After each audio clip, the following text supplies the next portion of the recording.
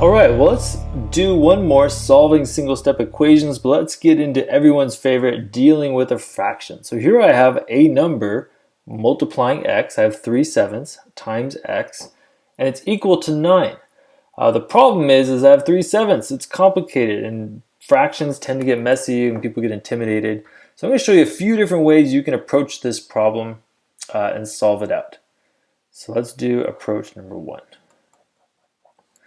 So if I have 3/7 times x, I'm going to write it out as a multiplying just to see it a little bit easier. I want to do the opposite, or I want to think about, like we've done in all our previous ones, I want to get x by itself. I want to turn it into 1x. So to do that, I need to think, well, what do I multiply the fraction by to turn it into 1? That's where we have our reciprocal. If I multiply by 7/3, let's see what we have. If I multiply my fractions there, 7 times 3 is 21. And on the bottom I have 3 times 7 is 21. And I still have multiplied by x. Well, 21 divided by 21, I love it. It's just going to equal 1 times x, which is just x.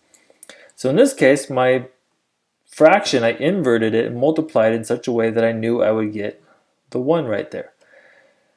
Well, if I do it on the left side, I got to do it on the right side. So let's take the 9 and multiply by 7/3 as well. And to make it a little bit easier, I'm going to convert it into 9 over 1, because any whole number is just a fraction over 1. And if I multiply across, 9 times 7 is 63. And 1 times 3 is 3. And I got a little bit of division and simplification to do. 63 divided by 3. 3 goes into 60 20 times, so 63 it'll go in 21 times. So my solution is that, well, it looks like x should be 21. That's one way to go about doing it, is just to multiply both sides by the reciprocal of the fraction in such a way that you get 1. All right, let's take a look at another way.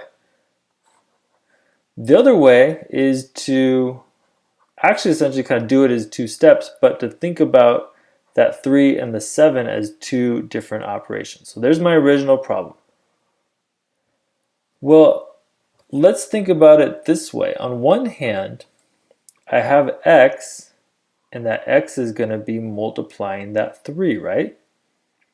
Well, if it was just 3x equals 9, I would know that I need to divide by 3. So let's show dividing by 3 on both sides. The 3 divided by the 3 is going to cancel out. Or I have 3 times x over 3 times x. I'm left with x. I still have the divided by 7 left. But now on the right side, I have 9 divided by 3 is just 3. Now let's focus on the 7. The 7 right here is dividing my value for x. And so now I can focus on, well, what is it going to undo the dividing by 7? Well, to undo that, I'm going to multiply both sides by 7. The 7 divided by 7 undo each other. Times 7 divided by 7 opposite. So I'm left with just 1x equals 21. So there's a couple different ways you can see you get the same answer. One way uses one big fraction all in one swoop on both sides to do it. The other way realizes in your fraction the top number is really just one multiplication problem and the bottom number is just one division problem. So we can deal with them separately on both sides and still get to the same solution as well. So hopefully as you're dealing with fractions, that helps give you some tools or some thoughts about how to undo them, how to rearrange them, and how to isolate your variable with a fraction involved.